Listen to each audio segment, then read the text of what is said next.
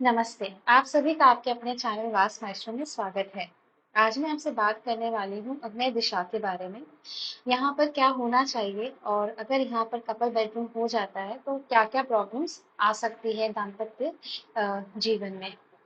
जैसा कि हम सब जानते हैं कि अग्नि जो दिशा है वो नेचुरली वहाँ पर फायर की प्रेजेंस बहुत ज़्यादा है। वो एक हीटेड जोन है, अग्रेसिव जोन है और इसलिए वास्तुशास्त्र में यहाँ पर किचन बनाने को कहा गया है।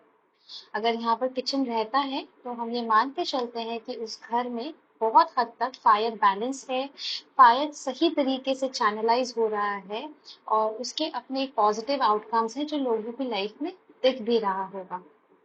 बट यही अगर आप किचन नहीं बनाते हैं, किचन के अलावा कुछ और आ गया, स्पेशली अगर यहाँ पर कपल बेडरूम आ गया तो उसके क्या क्या परिणाम हो सकते हैं या देखने को मिल सकते हैं। कपल बेडरूम स्पेशली जो न्यूली मैरिड कपल्स हैं जो अभी अपना जीवन शुरू करने वाले हैं या शुरू कर रहे हैं तो उनकी लाइफ में दिन मतलब एक लगातार उथल पुथल बनी रहेगी, उनके स्पेशली उनके मैरिज को लेकर, उनकी अपनी पर्सनल बॉन्डिंग को लेकर। यहाँ पे रहने वाले कपल हमेशा आर्ग्यूमेंट में लगे रहेंगे, छोटी छोटी बातों पे लड़ाई, हीटेड डिस्कशंस, हीटेड आर्ग्यूमेंट्स होना।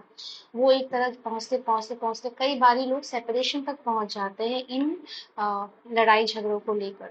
लोग बहुत ज्यादा वायलेंट हो जाते हैं, आपको लगेगा कि दोनों में से एक कपल है जो बहुत ज्यादा वायलेंट है, बहुत ज्यादा अग्रेसिव है। हो सकता है दूसरा बहुत शांत हो या समझने वाला हो, या दोनों ही कपल एक दूसरे को मारने दौड़े, इस तरह की भी नौबत आ सकती है। इसके अलावा जैसा कि मैंने बताया कि जो न्यू कपल्स हैं वो अपनी फैमिली को आगे बढ़ाते हैं, फैमिली प्लानिंग करते हैं।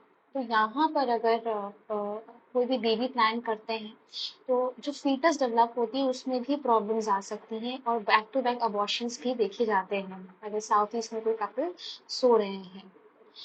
पहला तो उनको प्रोजनी में ही प्रॉब्लम होगी, कंसीविंग में ही प्रॉब्लम आएगी। कंसीव हो भी जाए तो बहुत मुश्किल है उस बेबी को या उस फीटस को रिटेन करके रखना। मिसकैरेजेस होते रहते हैं बहुत फ्रीक्वेंटली।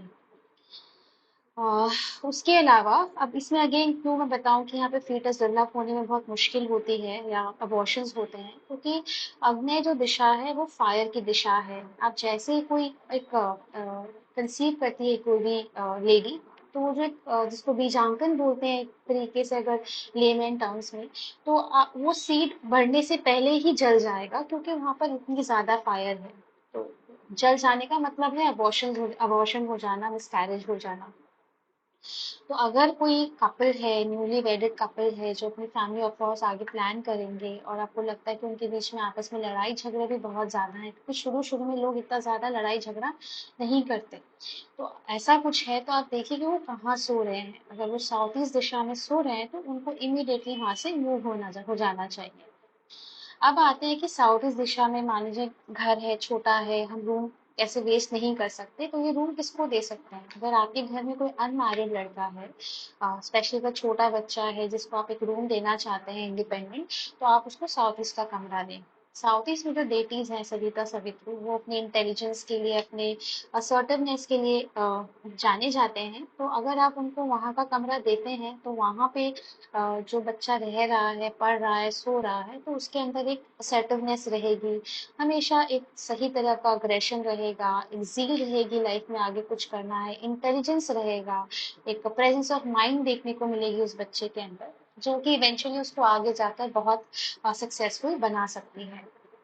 तो जब भी आप कपल रूम्स प्लान कर रहे हैं, कपल बेडरूम डिजाइन कर रहे हैं, तो मेक श्योर कि आप इसको साउथ ईस्ट में कैसे भी ना बनाएं। Thank you.